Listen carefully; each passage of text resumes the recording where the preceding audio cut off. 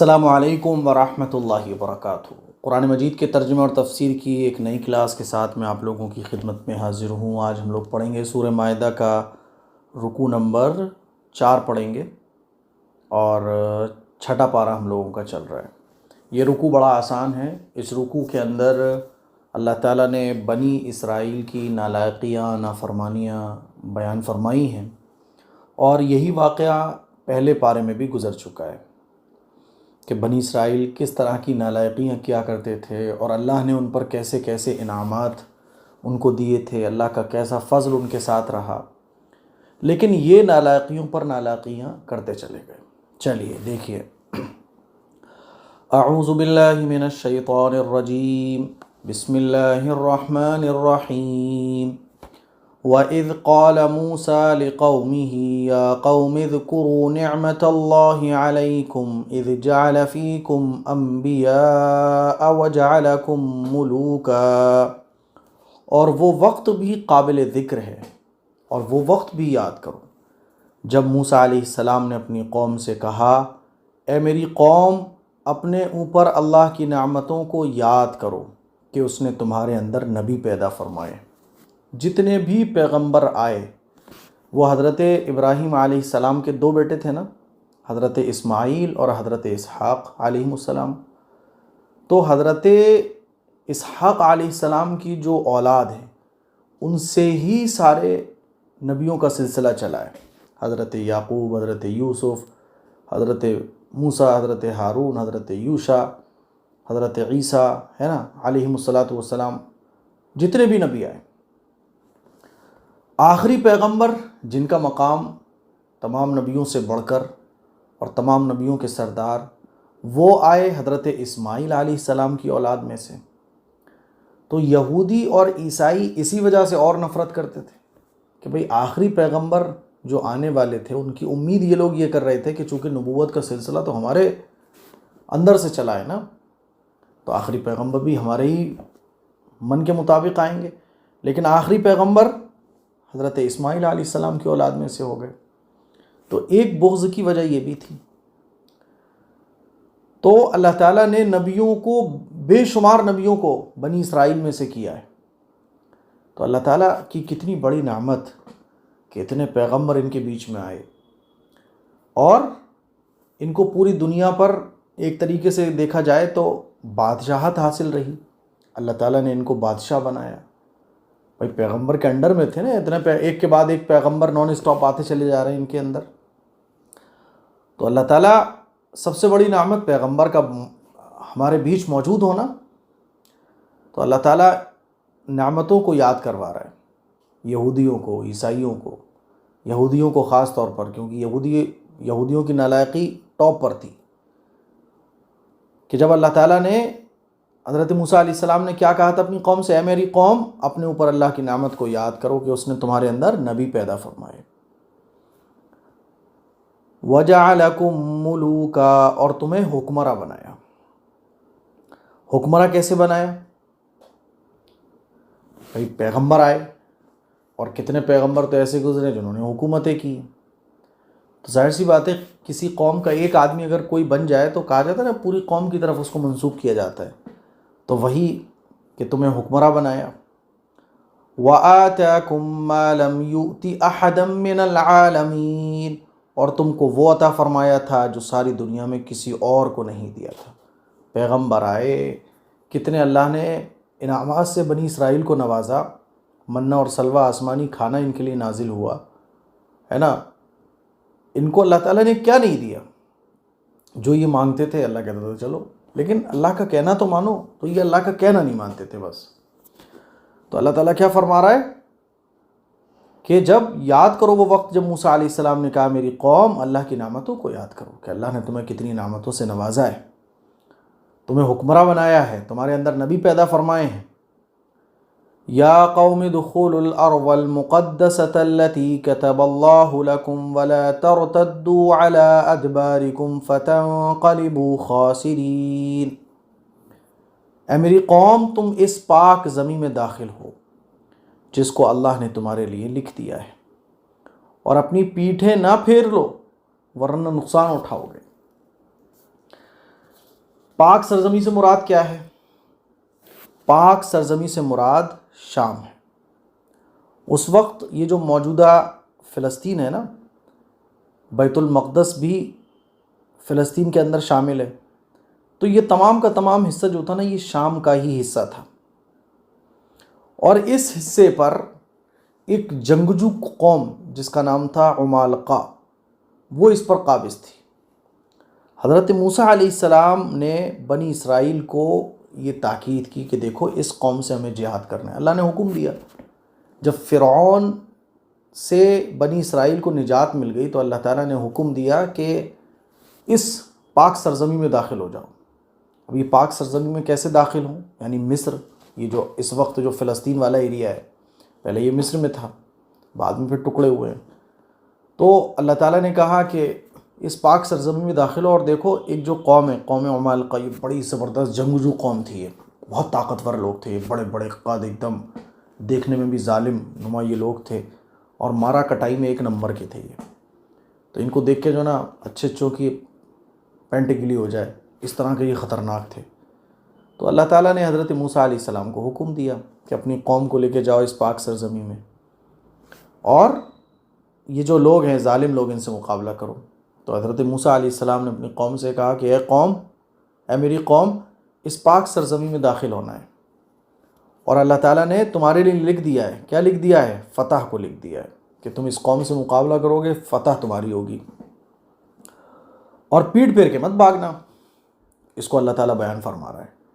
اچھا، یہ پرانے واقعات کیوں بیان کیے جا رہے ہیں؟ اس لیے بیان کیے جا رہے ہیں کہ دیکھو قرآن سچ ہے، آخری پیغمبر یہ بالکل سچے ہیں، کیونکہ ان کو کس نے بتا دیا اتنی پرانی باتوں کو جو تمہاری توریت میں بھی لکھی ہوئی ہیں، جو تم صدیوں سے سینہ بسینہ ایک دوسرے سے یہ واقعات سنتے آ رہے ہو، جو اللہ تعالیٰ قرآن میں بیان فرما رہا ہے۔ دیکھو قرآن سچا ہے، ایمان لے آؤ۔ لیکن یہ نالائق تھے، ایمان لے کر نہیں آتے تھے، بہت تھوڑے، جیسے کہ پچھلی آیتوں میں بھی آپ نے پڑھا ہوگا، بہت تھوڑے تھے جو یہودیوں میں، عیسائیوں میں ایمان لے کر آتے تھے۔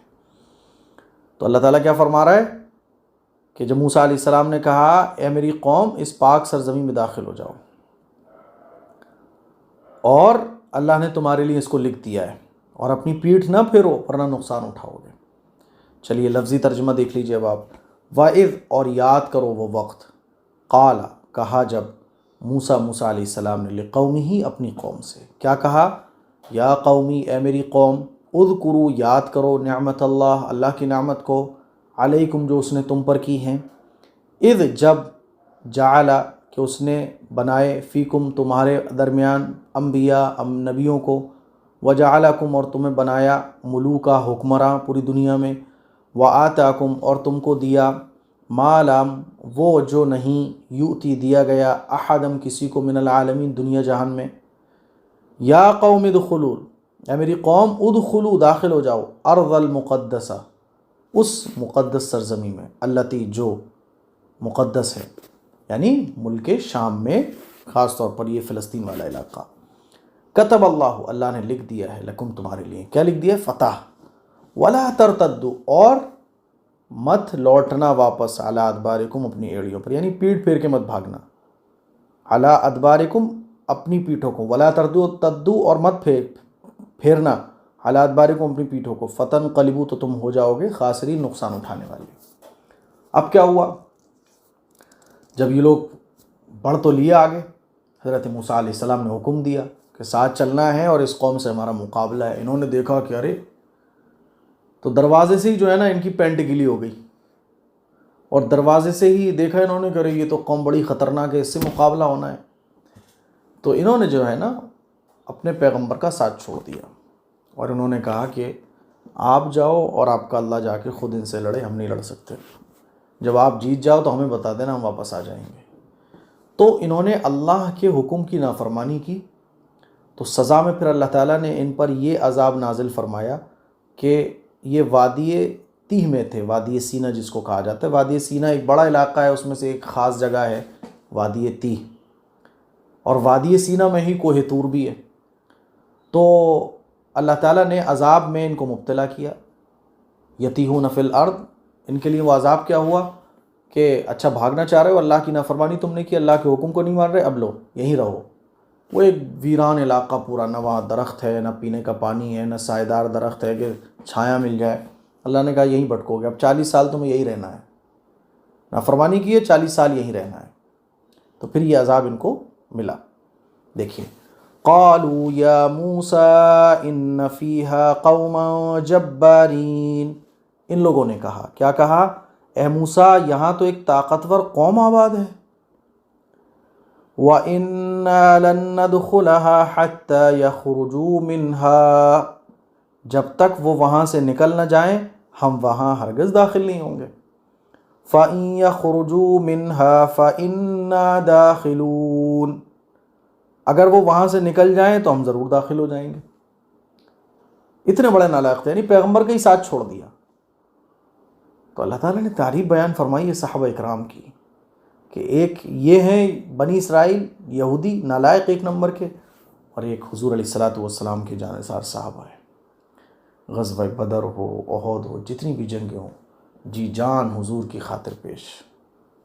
چلیے، تو کیا ہوا؟ ان کو وادی تیہ میں اللہ تعالیٰ نے پھر ان کو گھما دیا، بھول بھلیاں ہو گیا وہ پورا علاقہ ان کے لیے۔ 40 سال ان کو اب وہیں رہنا تھا۔ صبح چلتے تھے، شام کو گھوم کے اسی جگہ آ جاتے تھے جہاں سے شروع کیا تھا، شام کو چلتے تھے تو صبح وہیں آ جاتے تھے۔ اس علاقے سے یہ نکل ہی نہیں سکتے تھے۔ پھر کیا ہوا تھا؟ اسی علاقے میں حضرت موسیٰ علیہ السلام کا بھی انتقال ہو گیا، حضرت ہارون علیہ السلام کا بھی انتقال ہو گیا، اور جتنے بھی لوگ شامل تھے وہ سب اللہ کو پیارے جو اللہ کے بندے تھے وہ اللہ کو پیارے ہو گئے، اور جو نالائق تھے وہ اپنے جو بھی ان کا ٹھکانہ ہو اللہ کے نزدیک وہاں پہنچ گئے۔ اب جو نوجوان طبقہ تھا نیا، وہ حضرت یوشع اور حضرت کالب علیہ السلام کے ساتھ انہوں نے پھر جو قوم عمالقہ تھی جو فلسطین پر قابض تھی، بڑی جنگجو قوم تھی، ان سے مقابلہ کیا، اور اللہ تعالیٰ نے ان کو فتح فرمائی، اور بعد کے پیغمبروں نے بھی باقی جو علاقے تھے وہ فتح ہو گئے۔ تو اس طرح سے پھر بنی اسرائیل کا قبضہ ہوا۔ چلیے، قال رجلان من الذين يخافون انعم الله عليهم ادخلوا عليهم الباب فاذا دخلتموه فانكم غالبون وعلى الله فتوكلوا ان كنتم مؤمنين۔ اللہ سے ڈرنے والوں میں سے دو آدمیوں نے کون سے دو آدمی؟ حضرت یوشع اور حضرت کالب، دو آدمیوں نے جن پر اللہ کا فضل تھا، انہوں نے کہا تم ان پر دروازے تک تو آؤ، تم جس وقت دروازے میں قدم رکھ دو گے اسی وقت ضرور غالب آ جاؤ گے، اور اگر تم ایمان رکھتے ہو تو اللہ ہی پر بھروسہ رکھو۔ تو بعد کے لوگوں نے ہمت کی اپنے پہ۔ حضرت موسیٰ علیہ السلام کا تو انتقال ہو گیا، حضرت ہارون علیہ السلام کا بھی انتقال ہو گیا، بعد میں جو پیغمبر بنے وہ حضرت یوشع علیہ السلام بنے، اور حضرت کالب ان کے ساتھی بنے۔ تو پھر انہوں نے جو نئے 40 سال وہ وادی تیہ میں بھٹکتے رہے بنی اسرائیل، تو اب جو نئی لوت پوت تھی، نئے جو نوجوان تھے، انہوں نے اپنے پیغمبر کا کہنا مانا، اور اللہ تعالیٰ نے فتح نصیب فرمائی۔ اسی کو اللہ تعالیٰ بیان فرما رہا ہے، قال، اور کہا، رجلانی، دو لوگوں نے، من الذین، ان لوگوں میں سے، یخافون، جو اللہ کا خوف رکھتے تھے، انعم اللہ، اللہ نے انعام کیا تھا، علیہما، ان دونوں پر۔ انہوں نے کیا کہا؟ ادخلوا، داخل ہو جاؤ، علیہم، ان کے پاس، باب دروازے تک تو داخل ہو جاؤ۔ فَإِذَا دَخَلْتُمُوهُ، پھر جب تم داخل ہو جاؤ گے دروازے تک، فَإِنَّكُمْ غَالِبُونَ، تو تم غالب ہو جاؤ گے، وَعَلَى اللَّهِ، اور اللہ ہی پر، فَتَوَكَّلُوا، تم بھروسہ رکھو، إِن كُنتُم مُؤْمِنِينَ، اگر تم ایمان والے ہو، ورنہ بھٹکتے رہو گے، بھٹکتے ہی رہتے پھر وہ، ورنہ اسی میں نکل ہی نہیں پاتے۔ دیکھیے، قالوا یا موسیٰ انا لن ندخلها ابدا ما داموا فيها فاذهب انت وربك فقاتلا انا هاهنا قاعدون۔ اچھا، یہ بات تو یہ جو حضرت یوشع علیہ السلام اور حضرت کالب جو تھے نا، انہوں نے بعد میں اپنے لوگوں سے کہی، لیکن اس آیت میں جو میں نے ابھی ترجمہ کیا تھا، تو اس وقت بھی یہ دونوں نوجوان تھے نا، پیغمبر نہیں بنے تھے لیکن نوجوان تھے۔ تو جب پوری قوم نے حضرت موسیٰ علیہ السلام کی نافرمانی کی اور جنگ کرنے سے اس قوم کے ساتھ منع کر دیا، تو ان دو نوجوانوں نے یہ کہا کہ آگے تو بڑھو، دروازے تک تو پہنچو، مقابلے کے لیے کم سے کم آگے بڑھو، اللہ پر بھروسہ رکھو۔ تو اللہ تعالیٰ ان کی تعریف بیان فرما رہا ہے۔ قال رجلانی، اللہ سے ڈرنے والوں میں سے دو آدمیوں نے جن پر اللہ کا فضل تھا کہا کہ تم ان پر دروازے تک تو آؤ، تو جس وقت تم دروازے میں قدم رکھ دو گے اسی وقت ضرور غالب ہو جاؤ گے، اور اگر تم ایمان رکھتے ہو تو اللہ پر بھروسہ رکھو۔ تو انہوں نے کیا کہا، قوم نے کیا کہا، اب یہ دیکھو آپ۔ قالوا یا موسیٰ انا لن ندخلها ابدا ما داموا فيها فاذهب انت وربك فقاتلا انا هاهنا قاعدون۔ میں نے وہ پیچھے جو آیت تھی ابھی، یہ جو آیت کا ترجمہ کیا تھا وہ میں نے واقع والا کر دیا، حالانکہ یہ بات چل رہی ہے ابھی، ٹھیک ہے۔ تو جب یہ بات دونوں حضرت موسیٰ علیہ السلام نے پوری قوم سے کہا کہ چلو جنگ پر، تو جب وہ لوگ ہمت ہارنے لگے تو یہ دو نوجوان نے کہا کہ آگے تو بڑھو، کم سے کم اللہ پر بھروسہ تو رکھو۔ تو ان لوگوں نے کیا کہا وہ سنو۔ یہ لوگ کیا کہنے لگے اے موسیٰ، جب تک وہ لوگ وہاں موجود ہیں ہم ہرگز قدم بھی نہیں رکھیں گے، آپ اور آپ کے پروردگار جائیں اور جنگ کریں، ہم تو یہیں بیٹھے رہیں گے بھیا، ہم نہیں لڑائی لڑنے جائیں گے۔ اتنے بڑے نالائق تھے یہ، اندازہ کرو یہودیوں کی نالائقیوں کا۔ تو کیا کہا کہ آپ جاؤ اور آپ کے اللہ جائیں، ہم تو یہیں بیٹھے رہیں گے، اور جب فتح ہو جائے تو ہمیں بتا دینا، ہم بھی آ جائیں گے۔ اللہ تعالیٰ اسی کو بیان فرما رہا ہے۔ قالو، تو ان لوگوں نے کہا یا موسیٰ، اے موسیٰ، انا، بے شک ہم، لن ندخلها، ہرگز داخل نہیں ہوں گے ابدا کبھی بھی، ما دامو، جب تک کہ وہ لوگ فیہا، وہاں موجود ہیں، فاذہب، تو آپ جاؤ، انتا، آپ جاؤ، وربک، اور آپ کا رب جائے، فقاتل، آپ دونوں جا کے لڑو، انا، بے شک ہم، ہا ہنا قاعدون، یہیں پر بیٹھے ہوئے ہیں۔ اب آگے کیا ہوا؟ قال رب انی لا املک الا نفسی واخی فافرق بیننا وبین القوم الفاسقین۔ اب کیا ہوا؟ جب قوم نے منع ہی کر دیا تو حضرت موسیٰ علیہ السلام نے کہا اے میرے پروردگار، میں نے تیرا حکم پہنچا دیا، میں نے کوشش بھی کر لی، میں تو صرف اپنی ذات اور اپنے بھائی پر ہی اختیار رکھتا ہوں، آپ ہمارے اور اس نافرمان قوم کے درمیان فیصلہ فرما دیجئے۔ بھائی کون سے؟ حضرت ہارون علیہ السلام، اور یہ دو نوجوان حضرت یوشع، حضرت کالب، اب یہ چار ہی تو تھے بس، باقی پوری قوم نے منع کر دیا۔ تو حضرت موسیٰ علیہ السلام نے کہا کہ اے میرے پروردگار، اب فیصلہ فرما دے تو۔ قال، موسیٰ علیہ السلام نے کہا ربی، اے میرے پروردگار، انی، بے شک میں، لا املکو، مالک نہیں ہوں، اختیار نہیں رکھتا ہوں، الا نفسی، مگر اپنے آپ پر، واقعی، اور اپنے بھائی پر، ففرق، تو آپ فیصلہ فرما دیجئے، بیننا، ہمارے درمیان، وبین القوم الفاسقین، اور اس نافرمان اور نالائق قوم کے درمیان۔ اب اللہ نے عذاب کو نازل فرمایا، اور وہ عذاب کیا تھا؟ قال فإنها محرمة علیہم 40 سنہ۔ وہ عذاب کیا تھا؟ وہ عذاب یہ تھا، اللہ نے فرمایا کہ یہ زمین ان پر 40 سال کے لیے حرام ہے، یہ زمین ان کے لیے 40 سال کے لیے حرام ہے۔ یتیہون فی الارض، یہ زمین میں بھٹکتے پھریں گے۔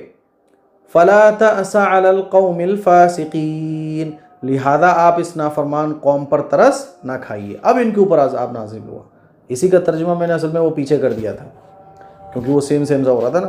تو اب اللہ نے عذاب نازل کیا کہ یہ جو تھے نا وادی تیہ میں بھٹکتے رہتے تھے، وادی سینا، صحرائے سینا، حالانکہ وہ کوئی جنگل ونگل نہیں تھا، بس نارمل پودے تھے چھوٹے موٹے، دھوپ ہی دھوپ، پورا چٹیل میدان، ایسے جیسے ریگستان ہوتا ہے، دور دور تک نظر آ رہا ہے۔ اب یہ قوم صبح چلنا شروع کرتی تھی، لگتا تھا انہیں کہ وہاں سے باہر نکل جائیں گے، اس سے یہ نکل ہی نہیں پائے 40 سال تک۔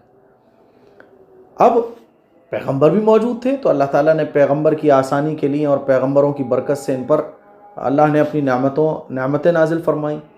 اب دھوپ تھی، چھایا نہیں تھی، تو اللہ تعالیٰ نے بادل کا سایہ کر دیا، یہ پوری قوم جہاں جاتی تھی بادل ان کے ساتھ چلتا رہتا تھا، کیونکہ پیغمبر بھی تو موجود تھے نا، تو یہ پیغمبر کی برکت تھی جو انہیں حاصل ہو رہی تھی۔ سب کچھ اپنی آنکھوں سے دیکھتے تھے لیکن نالائقی نہیں چھوڑتے تھے، سمجھ رہے ہو؟ بھوک لگ رہی تھی، کھانا کیا کھائیں کیونکہ کچھ تو تھا نہیں، تو اللہ تعالیٰ نے منہ اور سلوہ نازل کیا۔ منہ اور سلوہ ایک طرح کا بہترین کھانا تھا، جو درخت تھے اس وقت میں جو بھی ہوں، گھاس تھی، اس پہ جو ہے نا اوس کی طرح وہ کھانا جم جاتا تھا، اور یہ اس کھانے کو کھاتے تھے، اتنا لذیذ ہوتا تھا وہ جس کا کیا کہنے بس۔ لیکن اس کے بعد بھی اتنے نالائق تھے, کہتے تھے اے موسیٰ اب تو یہ کھانا کھاتے کھاتے ہم تھک گئے ہیں, اب تو آپ ہمارے لیے کچھ سبزی وغیرہ کا انتظام کرو, یہ نہیں کھایا جا رہا. اتنے بڑے نالائق تھے. پانی نہیں تھا تو پانی کے لیے کیا کریں, تو موسیٰ علیہ السلام نے پتھر تھا, 12 قبیلے تھے ان کے, تو پتھر سے اللہ تعالیٰ نے پانی جاری کروایا. معجزہ تھا حضرت موسیٰ علیہ السلام کا. اور 12 قبیلوں کے 12 چشمے بن گئے, ہے نا. ہر قبیلہ اپنے چشمے میں سے پانی پی لیتا تھا. بس یہ کھاتے پیتے دن بھر چلتے رہتے, دوڑتے رہتے تھے, لیکن توبہ کرنے کو تیار نہیں تھے. سوچتے تھے نکل جائیں گے, صبح چلتے تھے شام کو پھر اسی جگہ آ جاتے تھے, شام کو چلتے تھے صبح اسی جگہ. تو یہ اتنے بڑے نالائق تھے. تو اللہ تعالیٰ نے کیا فرمایا, قال, اللہ تعالیٰ نے فرمایا فَإِنَّهَا, تو یہ زمین مُحَرَّمَةٌ, حرام ہو گئی, علیہم, ان کے لیے. کب تک کے لیے حرام ہو گئی, 40 سنہ, 40 سال تک کے لیے. یتیہون فی الارض, یتیہون, یہ لوگ بھٹکتے رہیں گے, فی الارض, اس سرزمین میں. فلا تأسا, اور آپ ترس مت کھائیے گا, علی القوم الفاسقین, اس نافرمان قوم پر. پیغمبر نرم دل ہوتے ہیں, ترس آ جاتا ہے. پھر بھی پیغمبر کی برکت سے موسیٰ علیہ السلام پہ دیکھا نہیں گیا, کھانا تو اللہ نے منہ سلوہ نازل کر دیا. آگے دیکھیے. اچھا, تو یہ ہمارا ایک رکوع کمپلیٹ ہو گیا. آگے والا جو رکوع ہے اس میں اللہ تعالیٰ نے حضرت آدم علیہ السلام کا اور حضرت آدم علیہ السلام کے بعد جو ان کے 2 بیٹے تھے, اور وہ جو دنیا میں پہلا قتل کا واقعہ پیش آیا تھا, تو اس واقعے کو اللہ تعالیٰ نے بیان فرمایا ہے. یہ واقعات کیوں بیان فرمایا اللہ تعالیٰ نے, اس لیے تاکہ ان واقعات کو پڑھ کر عبرت حاصل کریں لوگ. بات سمجھ آ رہی ہے؟ تو یہ بنی اسرائیل کا وہ واقعہ جو پہلے پارے میں بھی میں نے آپ لوگوں کو سنایا تھا. پہلے پارے میں بھی یہ واقعہ پورا آیا, یہاں تھوڑا سا اور ڈیٹیل کے ساتھ آ گیا کہ بنی اسرائیل کی نالائقیاں یہ تھیں. تو اللہ تعالیٰ یہ واقعہ سنا کر نعمتوں کو یاد دلا رہا ہے اور وارننگ بھی دے رہا ہے کہ دیکھو باز آ جاؤ, آخری پیغمبر کو مان لو, ہدایت قبول کر لو, سچ کو قبول کر لو, تو فائدے میں رہو. مجھے امید ہے کہ آج کا رکوع آپ کو بہت اچھی طریقے سے سمجھ آ گیا ہوگا. اس کلپ کو شیئر کریں, دوسروں تک پہنچائیں. السلام علیکم ورحمۃ اللہ وبرکاتہ.